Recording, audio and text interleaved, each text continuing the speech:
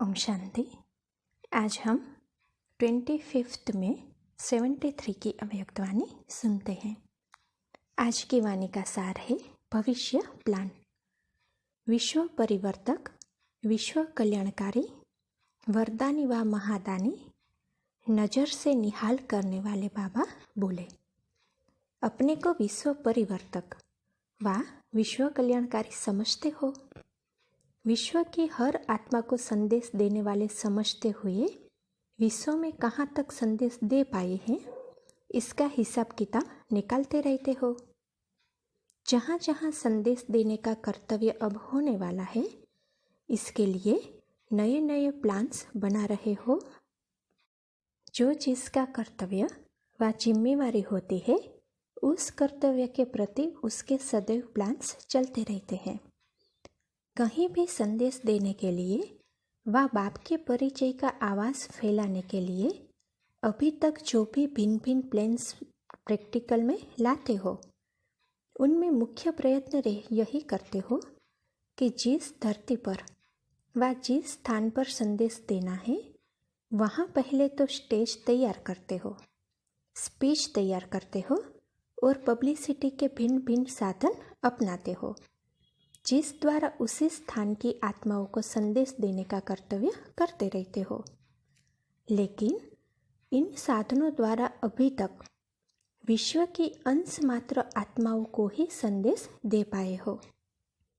अभी थोड़े समय के अंदर जब सारी विश्व की आत्माओं को संदेश देने, ज्ञान और योग का परिचय दे, बाप की पहचान कराने का कर्तव्य करना ही है।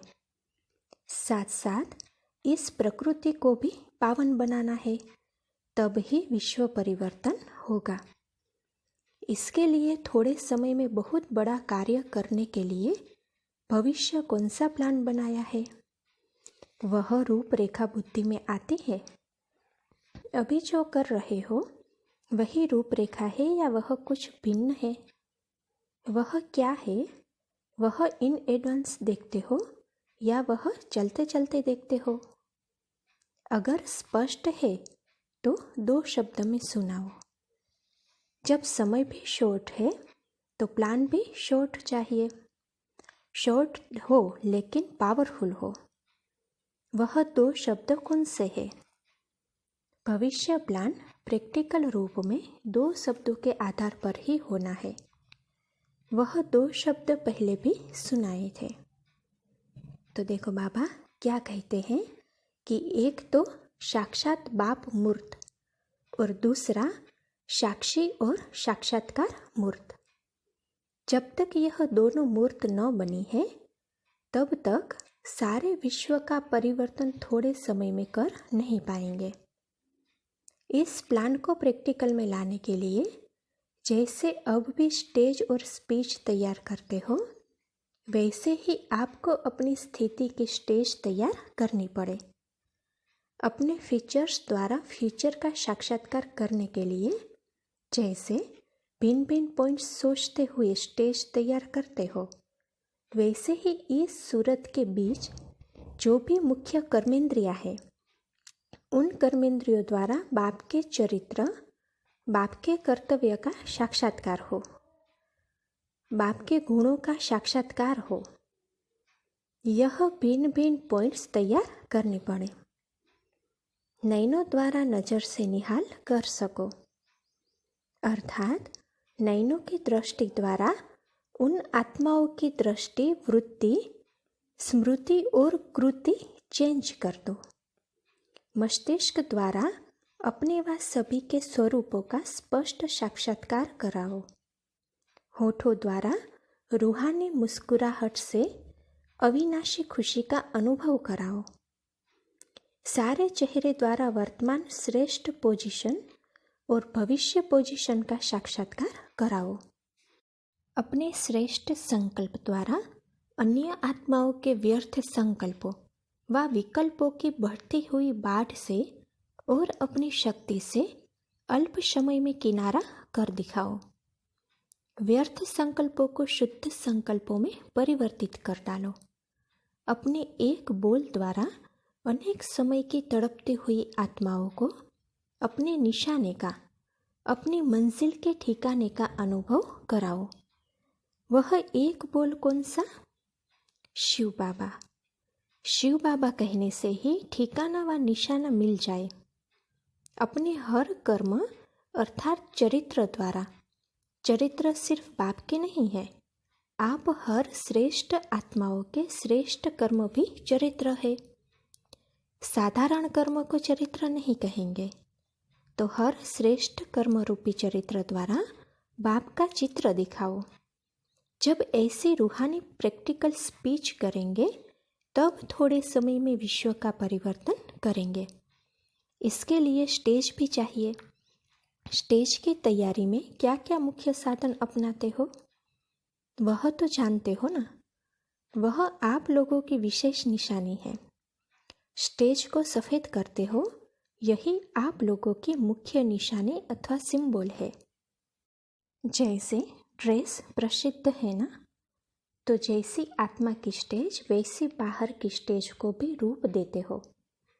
तो यह बातें जो स्थूल स्टेज पर रखने का प्रयत्न करते हो, उनमें से अगर एक चीज़ भी स्मृति में न रहती है, वह सही रूप में नहीं होती है, तो स्टेज की झलक अच्छी नहीं दिखाई देती।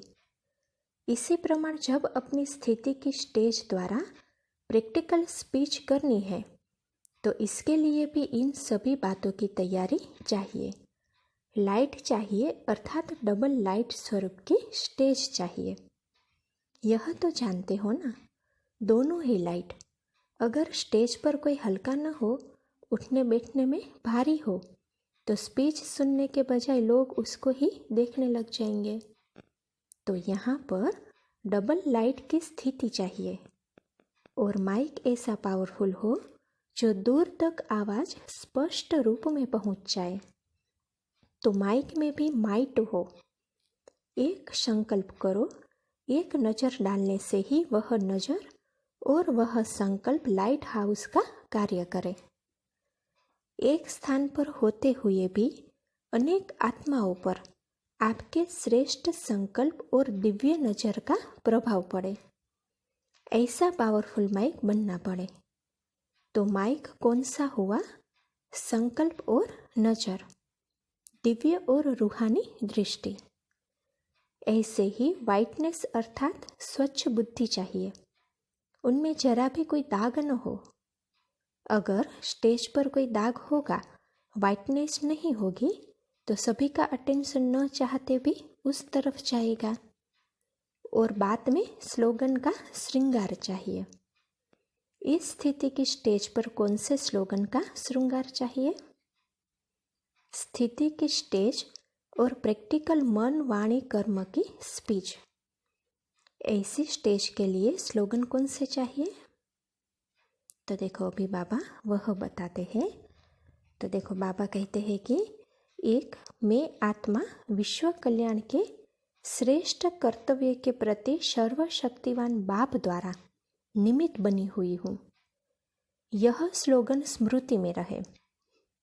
इस स्थिति में अगर यह स्लोगन याद न रहेगा तो स्टेज सुंदर नहीं लगेगी। विशेष धारणाओं के ही स्लोगन्स है। दूसरा स्लोगन, मैं आत्मा महादानी और वरदानी हूँ। जिन आत्माओं को दान लेने का व देने का साहस नहीं है, उनको भी वरदाता बाप द्वारा मिले हुए वरदानों द्वारा अपनी स्थिति के सहयोग द्वारा वरदान देना है। तो स्लोगन क्या हुआ? मैं महादानी और वरदानी हूँ। यह है स्पष्टीकरण। तीसरी बात, मुझ आत्मा को अपने चरित्र, बोल और संकल्प द्वारा अपने मूर्त में सभी आत्माओं को बाप दादा की सूरत और सीरत का साक्षात्कार कराना है। इस प्रकार जो स्टेज को सुंदर बनाने का स्लोगन है, वह भी स्मृति में रखना है। ऐसे अपनी स्टेज और स्पीच को तैयार करो। स्टेज पर कुर्सी पर बैठे हो, अर्थात अपनी स्टेटस की कुर्सी पर बैठो।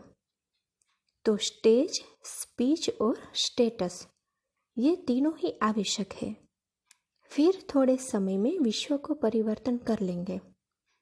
यह करना तो आता है ना, लेकिन यह भी ध्यान रखना है कि स्टेज ऐसे मजबूत हो, एक रस अचल और अडल हो, जो कोई भी तूफान और कोई भी वातावरण उसको हिला न सके।